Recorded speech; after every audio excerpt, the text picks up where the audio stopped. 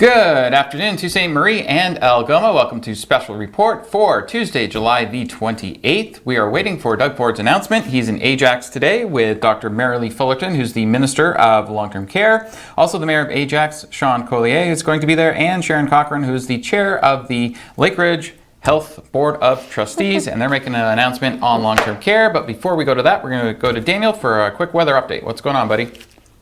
Thank you very much, Chris and Danny. Good afternoon, everyone. Hope everybody is enjoying their Tuesday. We've got the sun out with some clouds, and we may see a chance of a shower. You're going to see a live view now of our downtown waterfront camera, which is sponsored by wirelesscom.ca. Still some people out there enjoying the boardwalk. Looks like we might have a spider web on the camera. Maybe a spider will make an appearance at some point. But we will see that you will get some chance, maybe about a 40% chance of a shower throughout the day and into the evening. So I'm going to get into your expected highs for the region today.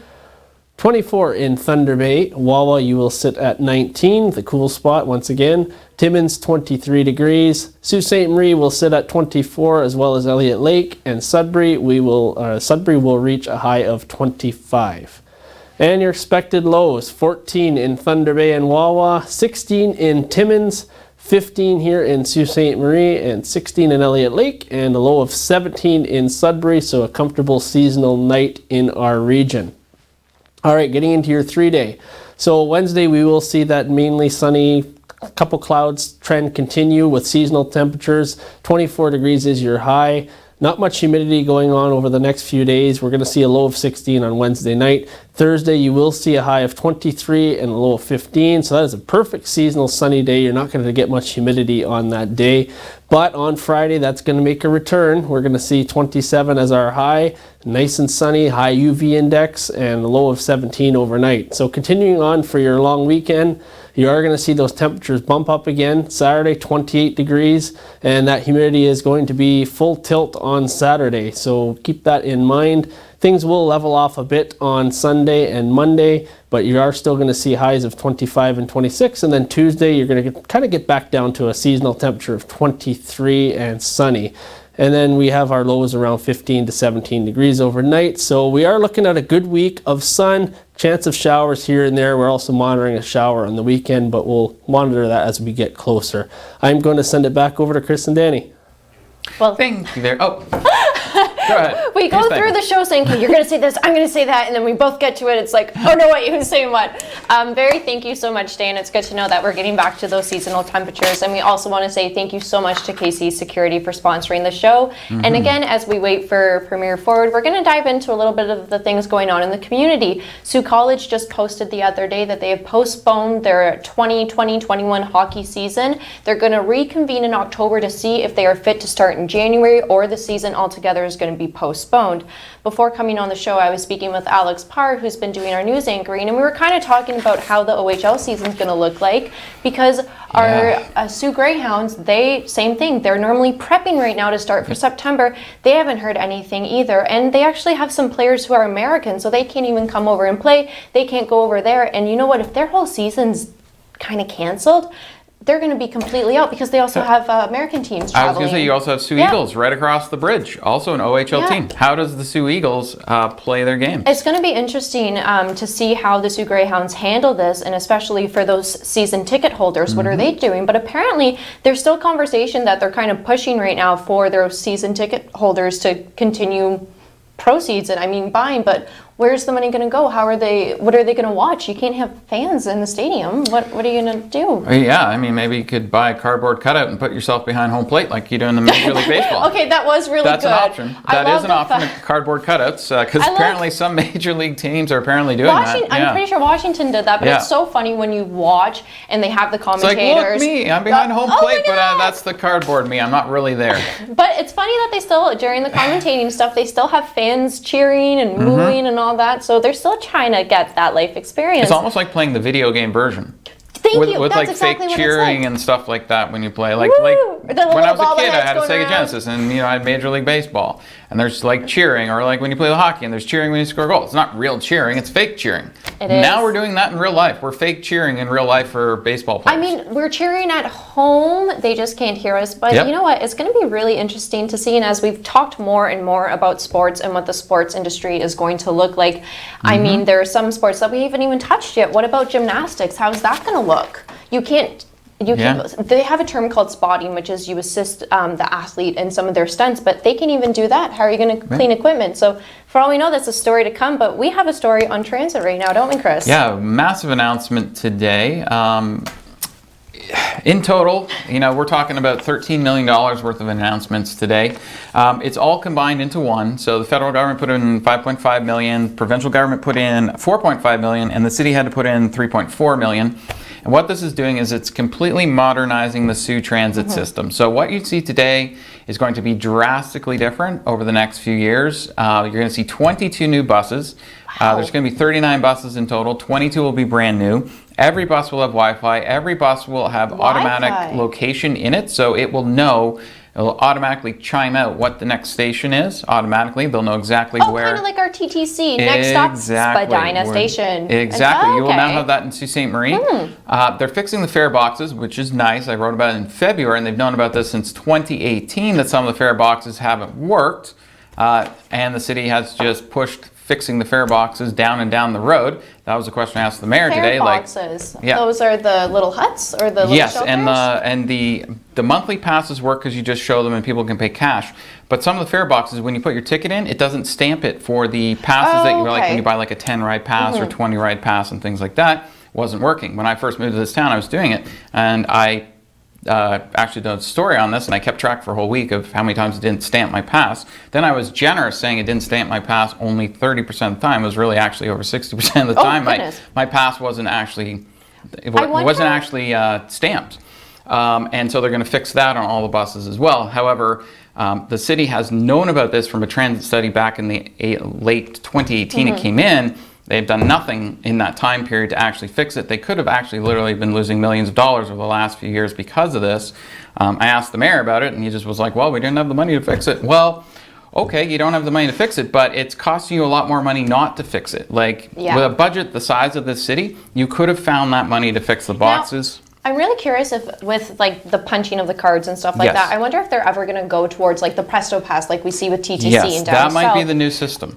And what's really nice is you can just upload through your phone too. It's all right there. You can even see how much you have. Versus, I feel like change is a thing of the past, considering with COVID-19 too. Like, I'm still going to pay even if like I'm going somewhere to get a coffee and it's $1. I'm still going to use my debit even though I have a loonie there. Like, it's just. And why not? These fare boxes should be just tap and go. Just come in, tap it. The light flashes or something, so the bus driver knows that you have actually tapped it and it's gone through, and then just get onto the bus. It's going to be much faster. They said that they're going to make it faster for the fare, so I'm assuming that's what they mean. But we got to hit a commercial break, so we'll be back. Hopefully Doug Ford will be back with us as well, but we will see you in 2 minutes.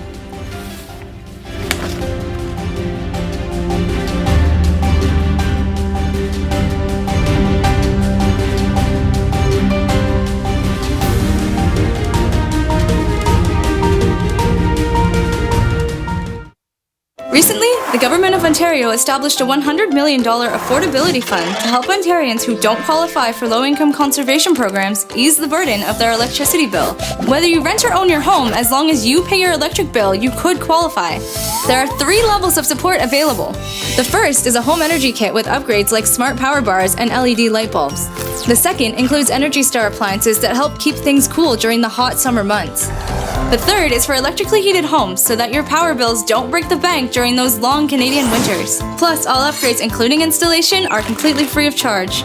Visit affordabilityfund.org or call 1-855-494-FUND to find out if you qualify.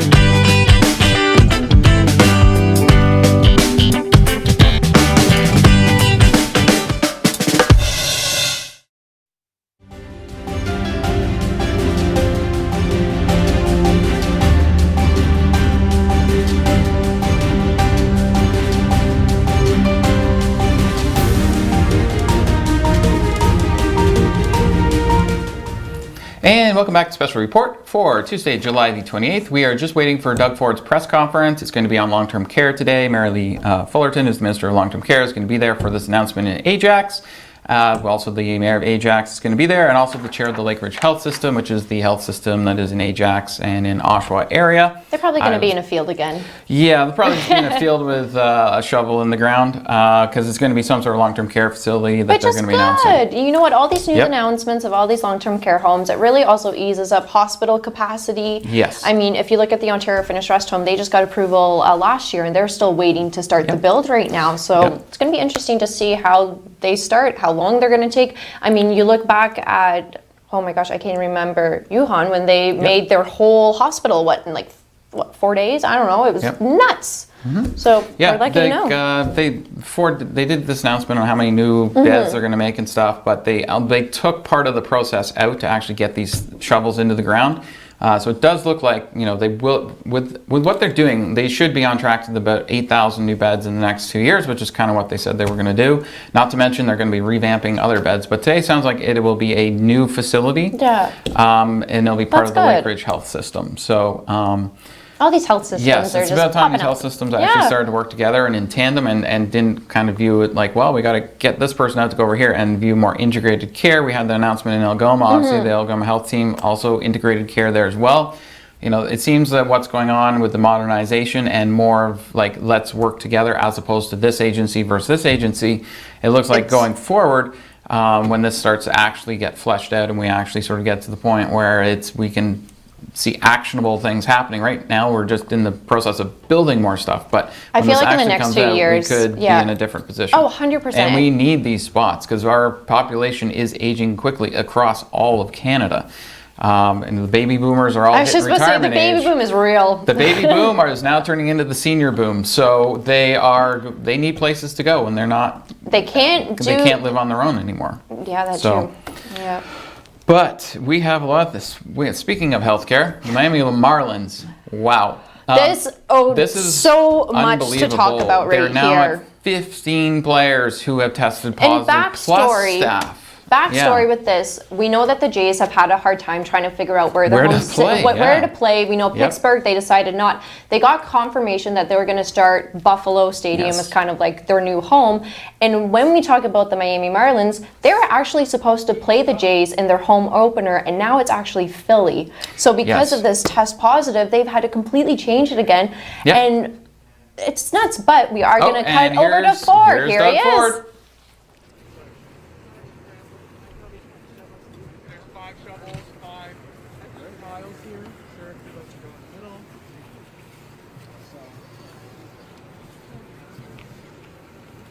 Excellent. Let's give our good old shovel here. Tell me when. The wind's coming at us. It's coming right back at us if we do it too high. Tell me when, guys. Ready? Here we go. 1, 2, 3. Here we go. All right. Here we go. This is coming. Cheers. We have our spots right here. The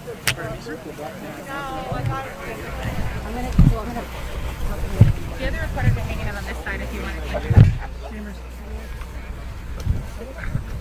Sharon?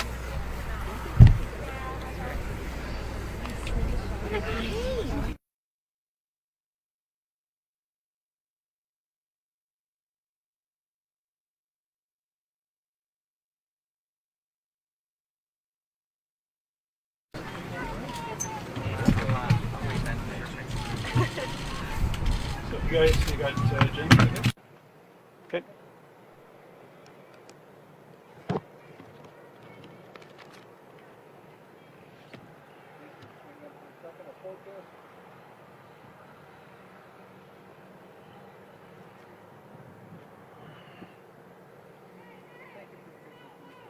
You good? All right. So welcome to Ajax, everybody, today. Premier, Minister Fullerton, Minister Bethan Falvey, our colleagues Lindsay Park and Lauren Coe, Chair Sharon Cochran from Lakeridge Health.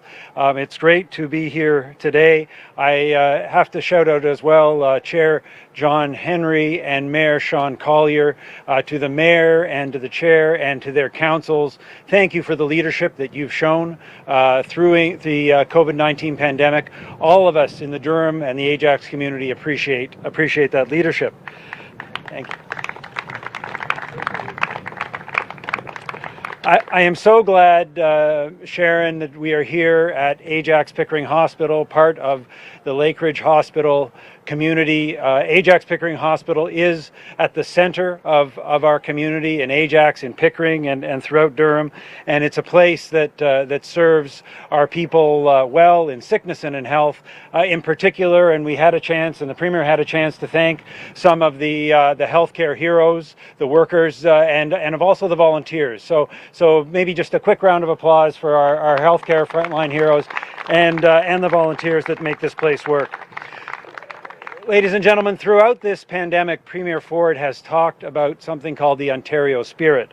And that's something that is very much alive and well here in Durham. We'll often, when we talk to the Premier as the local members, talk about it being Durham's time. But there have been many examples across our community throughout the pandemic when we've seen just fantastic outreach. One is the Pickering Ajax Caremongers, which is a group of volunteers who've reached out to provide food and other support for those in need. It's just one of the many, many groups that have supported the community throughout that and has shown that real Ontario spirit, that real Durham pride. And it makes us all proud to be members of this community. Across Ontario, of course, COVID-19 has had a major effect on our communities, and Durham is no different. At the heart of that has been the impact in our long-term care centres. And all of us have experienced through our loved ones the challenges that those long-term care centres have experienced. And the Premier has always said that the buck stops with him, and that whatever the reasons for the situation, and as you know, we have a number of initiatives to make sure that we understand fully the challenges that face our long-term care system and exactly why they happen. But the Premier has always made it clear that the buck stops with him and that action is required. And that is what we are doing today. We are acting. Today, Premier Ford is acting by making an important announcement about long-term care issues in the Durham region and across the province. Durham, for those of us who have loved ones, elderly loved ones in the long-term care system, we know that the wait list in Durham is close to twice the wait list in other parts of the province. So that is why action is important, not just across Ontario, but here in Durham, and that's what we're here to talk about today. So without any further ado, I'm going to turn it over to Sharon Cochran. Sharon, as you all know, is the chair of the Ajax Pickering Hospital of Lakeridge, and has been just a great supporter of healthcare in this region over the long term. So Sharon, thank you for your leadership and welcome to the podium.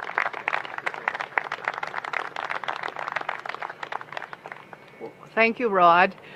Let me just begin is to say on behalf of the Lakeridge Health Board and Lakeridge Health is really pleased that you are all here for this announcement and it's a very important announcement, a collaborative partnership between the government of Ontario, Lakeridge Health, and Infrastructure Ontario.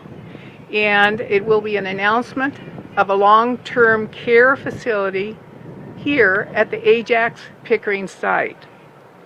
It's always, as a chair, one of the things I get to do is I get to welcome everyone that's here. So it's always a pleasure to be here with what I call our Durham Four. They are our Durham MPPs, Rod Phillips, Peter Bethan-Falvey, Lauren Coe, and Lindsay Park.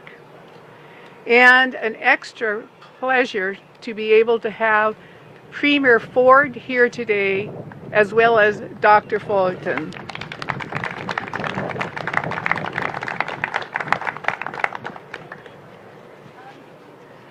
I would also like to recognize our partners here today, Sean Collier, the Mayor of Ajax, John Henry, the regional chair, and our community members from our community advisory panel. We also have, and I'll just give you quickly, there'll be some more introductions a little later. We have board members here, the foundation, our medical staff association, our staff, we do have staff. We have Susan Durick, the interim president and CEO of Lakeridge Health, and Tony Stone, the CEO. I should say the chief of staff. I saw Tony grimacing at me at that point when I made that little mistake, so there we go. I'd like to begin by saying that this collaborative partnership is extremely important to Lakeridge Health.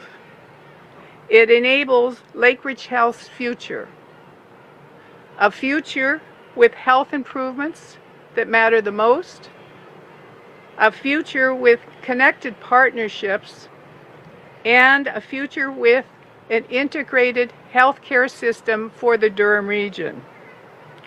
You've heard kind of some stats about the long-term care beds in the Durham region.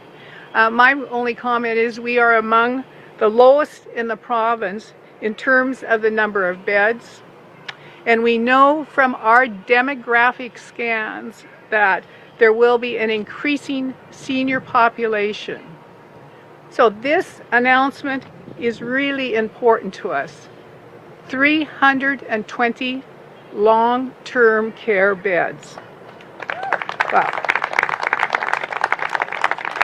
And I would just say that this is an example of a health improvement that matters the most. Our second future, where we talked about connected partnerships, means that this new campus of care will help us with partners build a seniors center of excellence. Innovative technology advancements, innovative operating models. And our third future with an integrated healthcare system is that the new campus of care helps with the flow for seniors from their home, possibly to transitional care, and then to long-term care. So in conclusion, if I could turn around, I would say thank you to the Premier. This is a very, very important capital build for us. One that's 100% funded by the Ontario government, and it's a huge investment in our region. So just again, my third thank you to them. I think they're probably tired at this point. And then just last, this is an accelerated build. I expect all of you that are here, plus I hope more, in the next 14 months to be back for the announcement of our opening. So just again, thank you very much, and it's my pleasure to be able to introduce Premier Ford.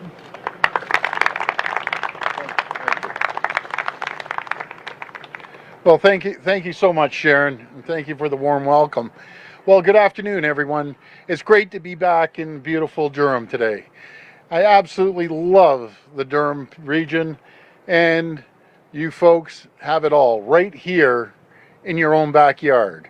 Great people, beautiful scenery, and a strong sense of community. So I'm happy to be here with Minister Fullerton and your incredible provincial representatives, the fabulous four, the Durham four, as they call themselves, Minister Phillips, Minister Bethenfalvey, MPP Coe, and MPP Park.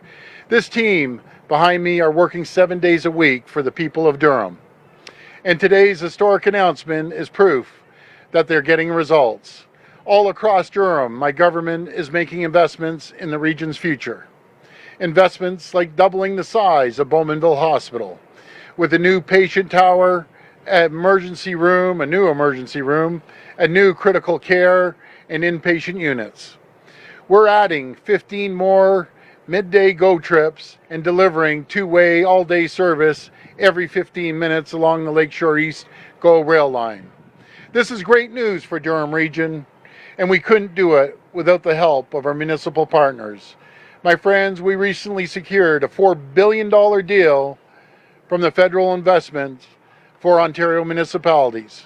This money will support shelters, food banks, public health, and transit right here in Durham and across Ontario. It's just absolutely incredible.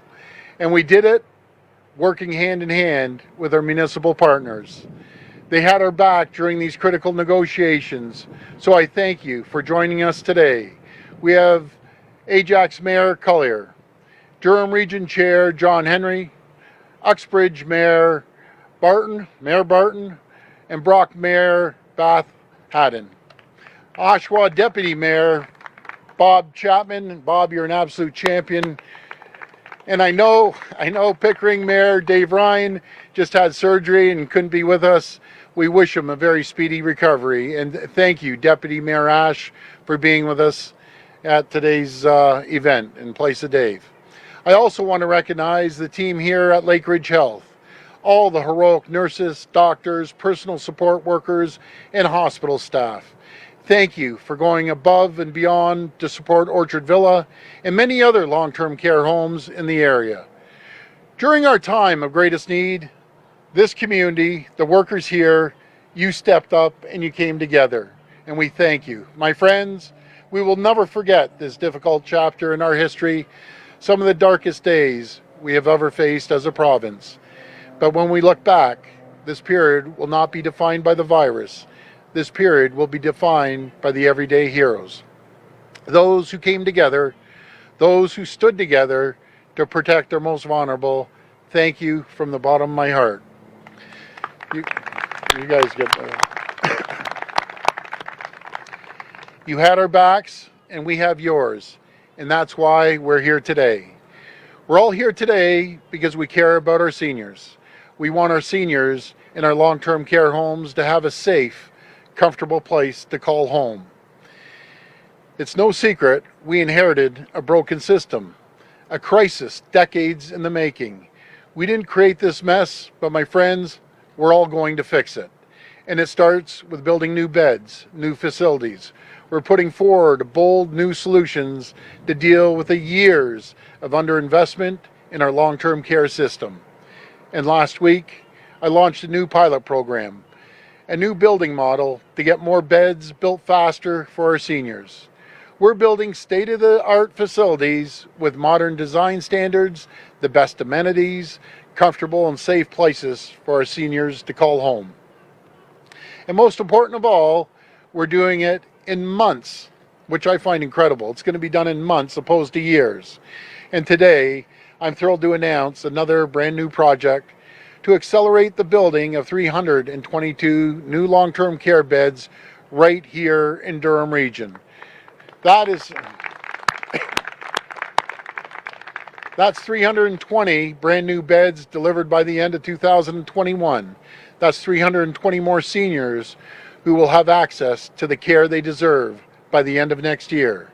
And we're so proud to be working with Lakeridge Health, Infrastructure Ontario, and our incredible labor partners to get the shovels in the ground faster and ensure these 320 new beds are built in months, not years. Not only will this project benefit our seniors, but it will create jobs right here in the community. My friends, we are building a better Ontario. We are building a better long-term care system, a compassionate system, a system that puts our seniors first. And as we turn the soil today, we're turning over a new chapter for our long-term care residents and their families. Thank you, and God bless the people of Durham Region and Ontario. Thank you. I'll pass it over to Dr. Fullerton. Thank you. Thank you, Premier. I am so excited to be here today, and I want to thank Sharon Cochran, Chair of the Board of Trustees for Lakeridge Health, and I want to acknowledge Mayor Collier for being here today, and Michael Lindsay from Infrastructure Ontario as well. And I want to recognize my Durham 4 colleagues, Minister Rod Phillips, Minister Peter Bethlin-Falvey, MPP Lindsay Park, and MPP Lorne Coe, who have all been tireless advocates on behalf of their constituents who need long-term care across the Durham region. The shortage of long-term care beds across the province puts added strain on our healthcare system, as thousands of people are currently in hospitals awaiting their next home. The reality is that Durham Region has one of the highest wait times for a long-term care space in Ontario. The provincial median wait time for a long-term care space is 139 days. In Durham, the median wait time is 257 days. Our government is committed to improving this number, and we will continue to work to rebuild and advance long-term care.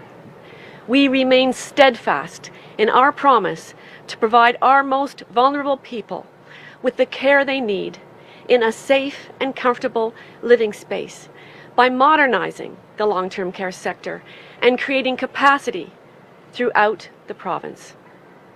As our government continues to make progress on our broader modernization of the long-term care sector, today's announcement is another example of finding modern solutions and innovative ways of providing the care that our vulnerable seniors need.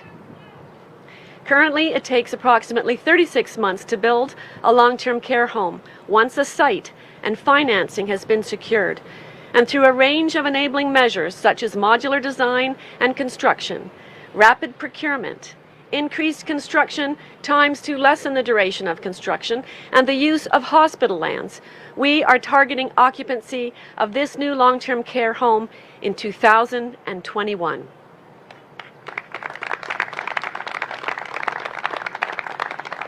It's important to note that these beds, 320 of them, will be for our vulnerable people to call home. It will be new capacity in our long-term care system.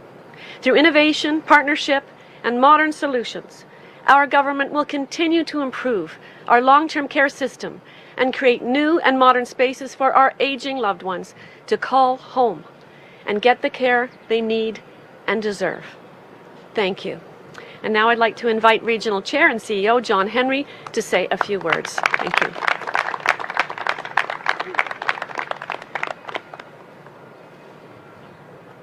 So good afternoon, ladies and gentlemen, and welcome to one of the most amazing healthcare facilities in all of Ontario, Lakeridge Health Corporation. And I know there's a number of health professionals here today, doctors, staff, and the boards of directors of Lakeridge Health. How about giving them all a big round of applause? And I'd also like to recognize Councillor Yamada from the town of Whitby. Premier, you might not know this, but this is an amazing day in Durham Region. We started our morning off with a $2.6 million investment in Parkview Seniors by MPP Piccini, Minister Clark, and MPP Parks were there this morning. So thank you for that contribution. And now we're here in Ajax for an amazing story. So good afternoon. I would like to begin by thanking Premier Ford and Minister Fullerton and Minister Phillips for joining us here today in the region for this exciting announcement. But really, I want to thank you for yesterday's announcement. That was amazing, and it will go a long way to help municipalities throughout all of Ontario. And as one of the fastest growing communities in North America, Durham Region welcomes the addition of this new 325 long-term care beds in our region, and that deserves a round of applause.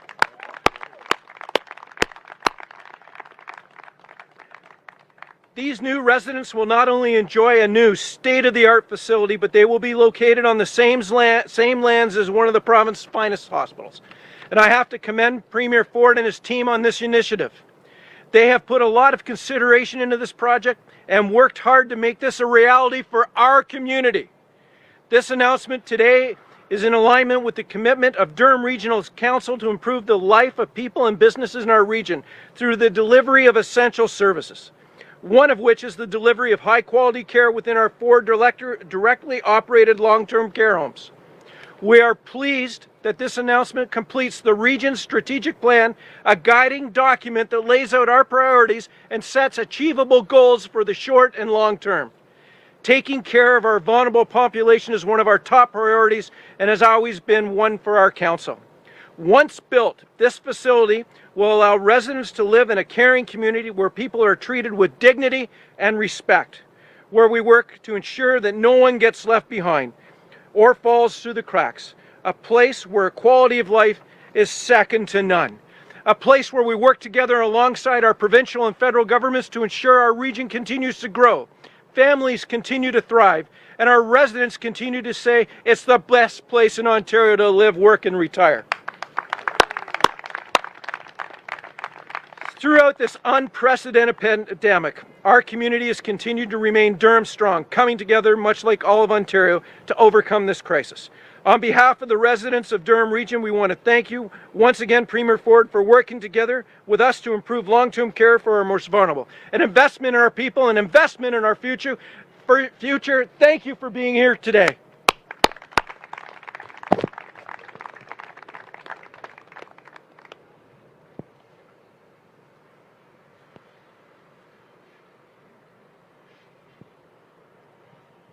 Good afternoon, everybody. Thank you very much for attending today. I'd just like to briefly introduce my members of council. I think I've seen them all here. I have Regional Councillor Marilyn Crawford, Councillor Ashmead Khan, Councillor Rob Tyler Moore, and Councillor Lisa Bauer, Regional Councillor Joanne Dyes, and I thought I saw Regional Councillor Sterling Lee here somewhere. Everybody is in attendance, and thank you very much for coming today.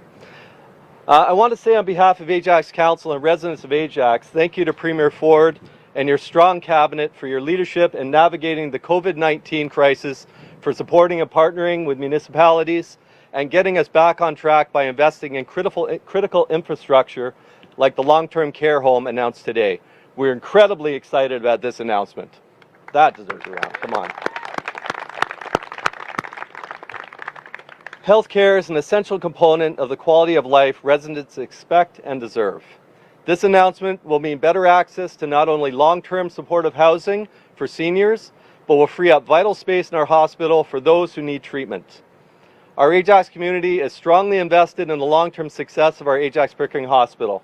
Throughout the COVID-19 pandemic response, we saw an outpouring of gratitude displayed every day, from appreciation parades at evening shift change, hundreds if not thousands of donated meals and supplies, to the community-wide window project, which saw residents and businesses across town creating posters, putting up mobile signs, and posting videos in support of frontline healthcare workers. Ajax Council has been a longtime supporter of our local hospital, donating $125,000 each year to the Ajax Pickering Hospital Foundation from our non-tax revenues, totaling about $1.6 million to date over the last 20 years. And in addition to the Mayor's Charity Golf Tournament, hosted by Mayor Dave Ryan from Pickering and myself, which this year will reach the $4 million milestone for donations to this hospital.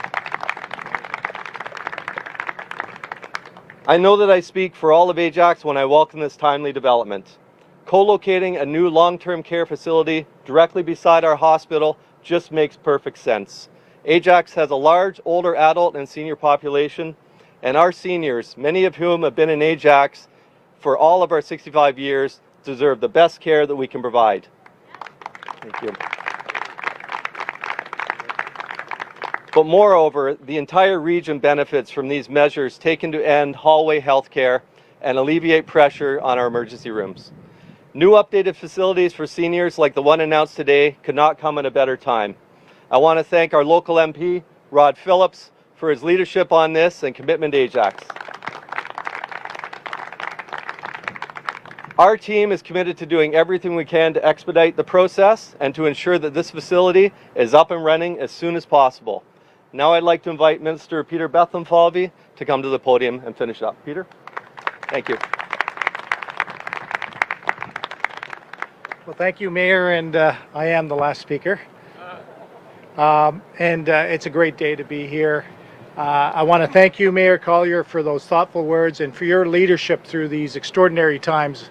I want to also acknowledge Durham Regional Chair John Henry and Pickering Deputy Mayor Kevin Ash and Pickering Mayor Dave Ryan, who's recovering.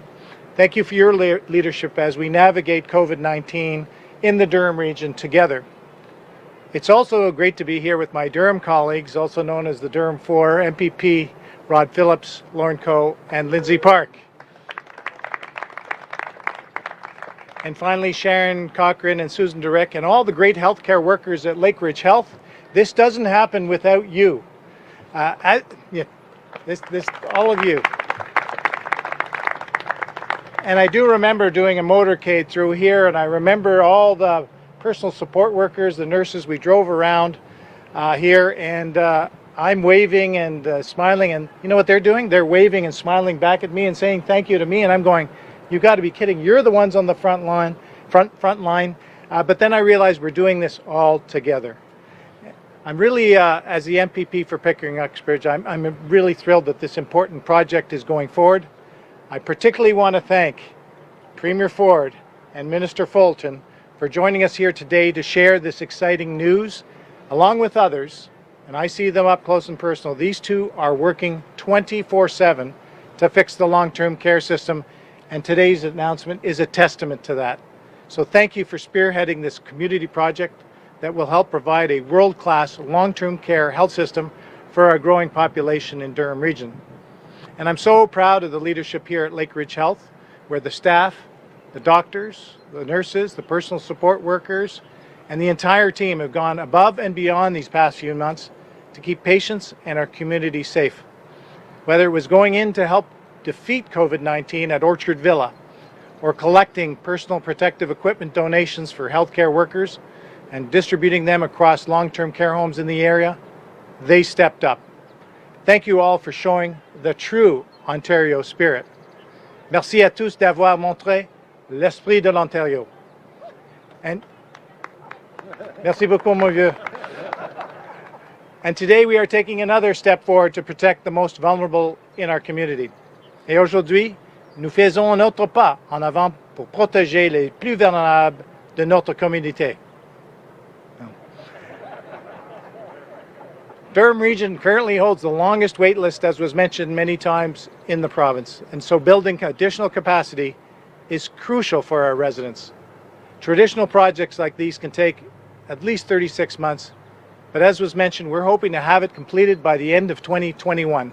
So I want to thank everyone for coming here today, and I look forward to working with the team at Lake Ridge, Premier Ford, Minister Fullerton, MPP Phillips, MPP Coe, MPP Park, and many others to see this project past the finish line. Thank you and merci. We're going to go to the phone line for questions. Just a reminder that it's one question and one follow-up. Hopefully this rain's going to hold off. Thought I saw some lightning go, so let's make it quick, guys. We're Your ready. first question will be from Tim Kelly of Durham Region Media. Please go ahead. Hi, Tim. Hi, this question's for Premier Ford. Can you guarantee that the problems we saw at homes like Orchard Villa will not happen in this new home? The Army reported that there were all kinds of issues with Orchard Villa, but can you guarantee to potential family members, potential residents who will move into this new home in a year and a half's time, that they will not suffer from the same kinds of abuses and problems that were so notably reported as happened in Orchard Villa?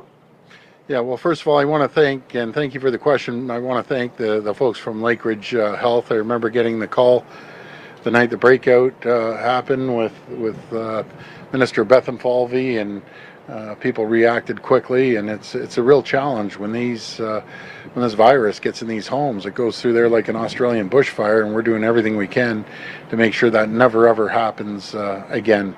We're so much better off than we were 4 months ago with public health. We're better off with Ontario Health. We have millions of PPEs coming off the line every single day, and we were able to structure the temporary workers to stay in one location. So I think we've all learned a tremendous amount right across the province and as a government as well.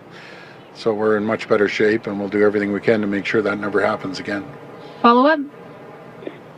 I wanted to ask on a different topic. A lot of people in Durham region, especially who drive highways 412 and 418, would like the tolls removed or eliminated on those highways. And there were MPPs elected, like Lauren Coe, who promised that they would be. Is it your government's intention to eventually get rid of those highway tolls? I'd love to get rid of the tolls, but what we did for the people of Durham, we froze the fees. When there was an escalator from the previous government that automatically put the cost up, we were able to freeze them, and our goal is to eventually eliminate them once we pay for the infrastructure and the highways And what I'm going to do is I'll pass it over to the Minister of Finance or Treasury, whoever wants to come up here, and they can answer that as well. Thank you, Premier, and thanks for the question. What on the specific, and the Premier is quite right. Tolls have been frozen, and the fees have been frozen as part of the initiatives we've taken around making life more affordable across the province, not just here in Durham. MPP Co, in fact, and MPP Park have been working tirelessly on this specific issue, and in fact have asked and are going to be receiving a report that they requested from the Ministry of Transportation on a number of specific suggestions that have been made around the question you asked. I know that report is going to be coming out soon, and I know that they'll be reporting back to the community as soon as they get that. But certainly understand that we know that one of the reasons that the people elected our government, and something that we continue to know is important, is making life more affordable in places like Durham and across the province. And both MPP Co and MPP Park are very dedicated to that and very dedicated to following through once we get the report back from the Ministry of Transportation. Next question. From Lorenda Redekop at CBC News. Please go ahead. Hi, Lorenda. Hi there, Premier. You're promising more long-term care beds here, but we've heard criticism that first what's really needed is a guarantee of staffing. Otherwise, those horrific situations that we've heard so much about will just continue. So what's your response to that? What is your government doing? And also, what's the status of that commission that you've been promising? Well, I'm going to pass it over to Minister of Long-Term Care, but we're working with a working group that we put together in February. They should be reporting in by the end of this month. We'll make it public, and we'll also be announcing the commission in the next few days. But I'll pass it over to the Minister of Long-Term Care. Thank you. So as you heard, the news on the commission will be forthcoming very, very soon. The staffing issue has been front of mind. So as you know, that we were in a crisis going into the pandemic, and that staffing crisis had been decades in the making. And the neglect of the long-term care sector is really profound in the last 20 years. So staffing issues, congestion in our long-term care homes, issues surrounding infection prevention and control, integration with the acute care sector, and I'm tremendously grateful for the hospitals that rose in our call of need to come and help. So going forward, the staffing, the integration with acute care, the understanding of the science behind how COVID spreads, we're still learning about that. We've got health experts through Public Health Ontario, and we're integrating with Ontario Health. And really this has to be a team effort going forward, but many lessons have been learned, and the staffing is a critical piece, as you point out, and we're stabilizing that and innovating, making sure that this doesn't happen again. Thank you. Follow up. We've heard from parents of children with disabilities who live in group homes, and they say that first their long absence when they couldn't visit, and then now into these physically distant visits, that it's really having a devastating effect on their kids. So is the province looking to change those visitor guidelines, or would you consider developing an essential caregiver strategy, something that we've heard there's an opposition motion on? Well, right now our priority is to make sure we protect the kids in those homes, just like we want to protect the long-term care. I know it's tough. It's tough on families, and it's really, really challenging right now, but our ultimate goal is to make sure the people at the homes are protected. I just hate to chance anything and accidentally someone brings the virus into these homes and it goes out of control. You'll be asking me different questions if that ever happened. Why did you do it? Why did you let them in? So we're going to do everything we can to work with the families, and as the numbers go down, we'll loosen up on some of the requirements and protocols. But I understand it's heartbreaking, but our goal is to at least get them in to see their kids. It's very tough. Next question. Will be from Haley Cooper at News Talk 1010. Please go ahead. Hi, Haley. Thank you. Hi, Premier. A Newmarket company just signed a contract worth $121 million U.S. to supply 50,000 air purifying respirators to the U.S. government. And so we were wondering, don't we need those respirators? And how is our stockpile looking for PPE? Are we continuing to build it for a potential second wave?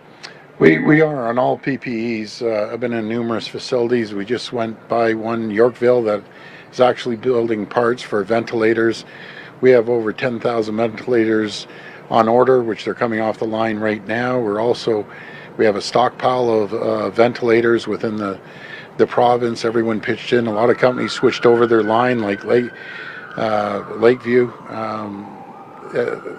They've switched over their lines from speakers to Yorkville. I'm sorry, I said Lakeview. Yorkville switched over from building speakers into ventilators. So we're much better equipped than we were 4 months ago as a province, as a people, and as healthcare overall. Follow up. And my follow-up question, OPSU President Smokey Thomas has been calling on the government to return the LCBO to regular hours, saying that workers need those hours, and the province is losing tens of millions of dollars every Monday that the stores are closed. So will the stores be reopening on Mondays anytime soon?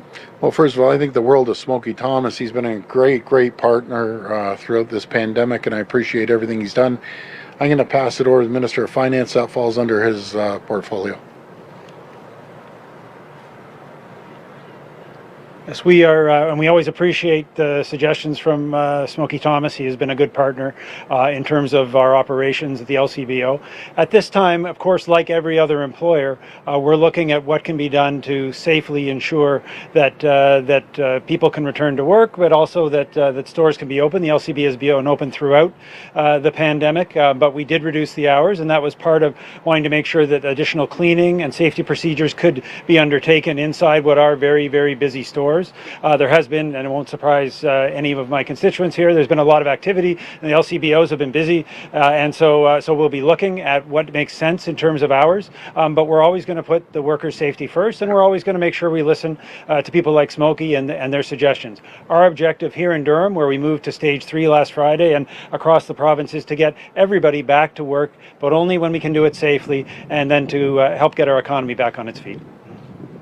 Last question. Will be from Paula Loriggio at the Canadian Press. Please go ahead. Hi, Paula. Hi, Premier. We are seeing some outbreaks of COVID in areas that have progressed to phase 3, stage 3. And so I'm wondering if you had set some criteria for rolling back areas to stage 2.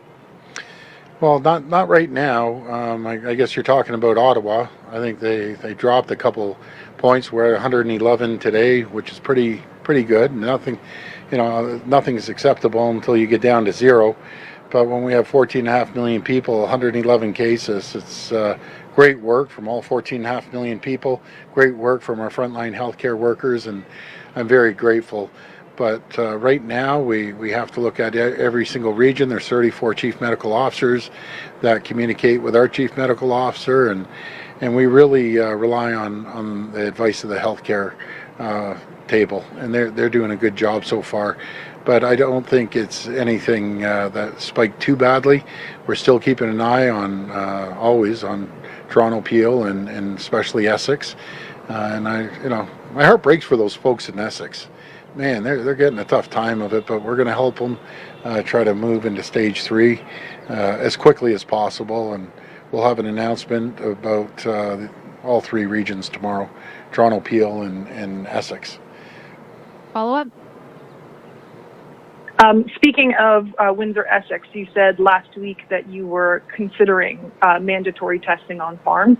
Has there been any progress in that decision, and what are you looking at in making that decision?